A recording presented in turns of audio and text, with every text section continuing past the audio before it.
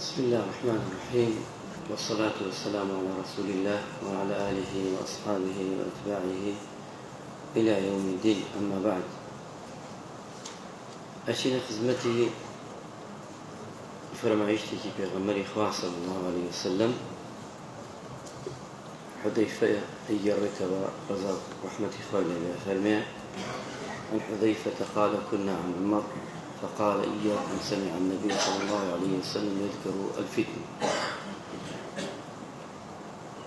إمام حذيفة فرمي رضا رحمة إخواني بلا إمام عمر دانشتوين. إمام عمرش فرمي روي كتبة إيمة وفرمي كامرتان باسي فتنة عشوقان بستولة غمر الناس داروا صلى الله عليه وسلم. هندي بياو لقال يا أبو نوتيان إيمة لمن بستوى أي عمر واتباسي فتنة عشوق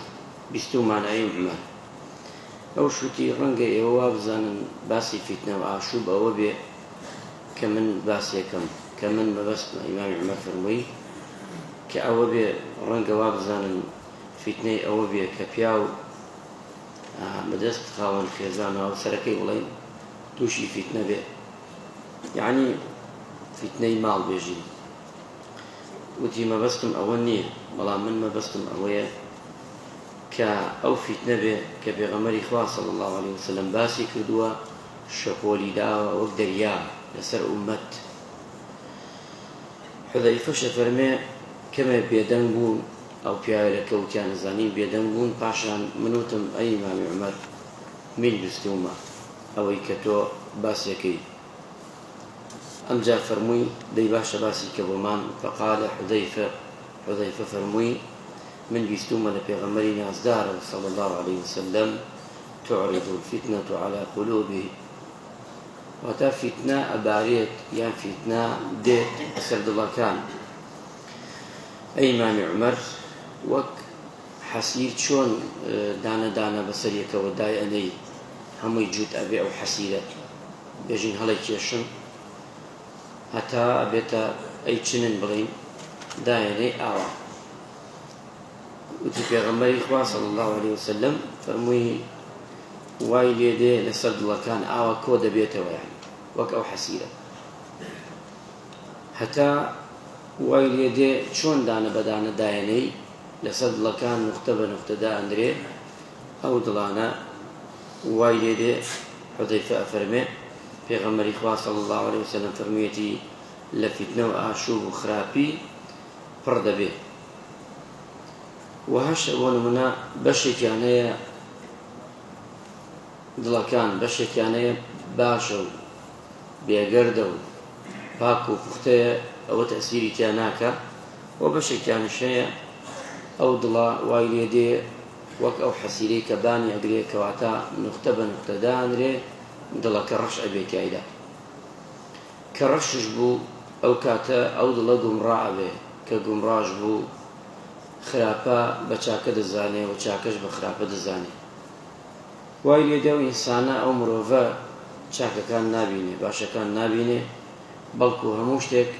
ئەوەی کە خراپەیە بە خراپەی بینێ بەڵام چاکە کەچی بە باش ئەزانێ هەتا دوای حەدیسەکە کە تەواو دەبێت. کەواتە لەیرە لەم فەرمایشتە شیرینەی پێغەمبەری خوا صلی الله عليه وسلم چیمان دەرەکەوێت؟ زمانی من و تۆ ئێستا فتنە ئەبارێ. فتنە ئەمەنە زۆرە قەزدەوەیە پێغەمبەری خوا صلی الله عليه وسلم، یعنی فتنە هەرەوە نییە فتنەکە لە ماڵەکە هەبێ، فتنەکە بەسەر ئوممەتە ئەبارێ. لە ماڵە سەرەکەی هەزاران وەسیلە هەیە بۆ ئەوەی خۆت خێزانت ماڵت مناڵت لە ڕێگا دەرچێت، تێیتە دەرەوە لە شارە، تێیتە دەرەوە لە بازاڕە، تێیتە دەرەوە لە هەموو شوێنەکە. هەمووی ئەو فتنانە کە ڕوود لێیەکە ئەبێ وریابیت،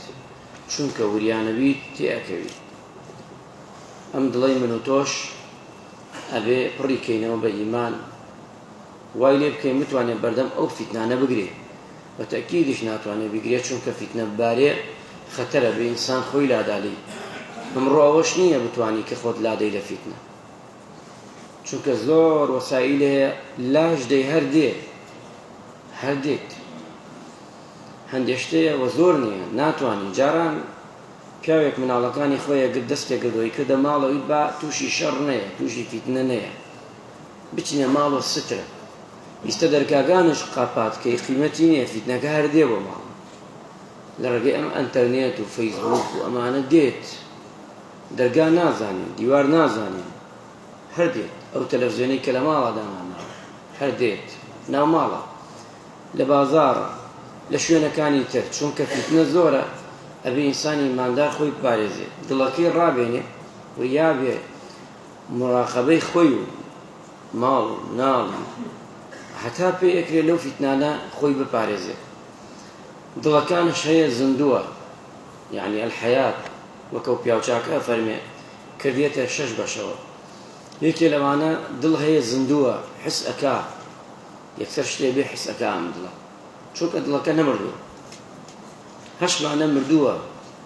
دڵی وامانەیە ئینسانی وامانەیە بەس جەستەیە لەسەر زەوی دڵەکەی مردووە هیچ خێری تیا نەماوە میسان بەڵام ئینسانی وامان شوێنە دڵی زندووە کە زندووە بتەکید ئەو دڵە زندووە نایە لێش تووشی خۆی دڵی بە تایبەتی فیتنە بێت سێمیان دڵ هەیە ساغە وەکەو پیاوچاکە فەرمێ ساغە بێگەردە یعنی ئەمە ساغە چییە تووشی نەخۆشی نهاتووە دڵمانەیە نەخۆشە دڵ هەیە ئینسانەیە نەخۆشە سەندی ئینسانەیە نەخۆشە تێکەڵی بی نەخۆشەکەوی نەخۆش ئەوە قەزمان نییە هەڵامەتەگەی نەخۆشی دڵ ئیسە ئینسانی وایە حەسوودە بەدەستی خۆی نیە حەسوودە ئینسانی وامانەیە غەیبەت چییە معدەل غەیبەتەکە ئینسانی وامانەیە حەزەکا باسی خەڵکە ئەمانە دەردە کوشندەیە ئەبێت تۆ وریابیت ئەم کەسانە ئەوەنە ڕەفیقی بکەیت کە لە چوارچێوەی خێر و چاکەکایە پیاوچاکان زۆر تێکەڵی خەڵک نابن بۆ ئەوانت خەڵک سێ چینە چینێکی ئەوەنە لەگەڵیا بێ کە ئیشەکە ئاڕوا چینێک ئەوەنە لەگەڵیا بە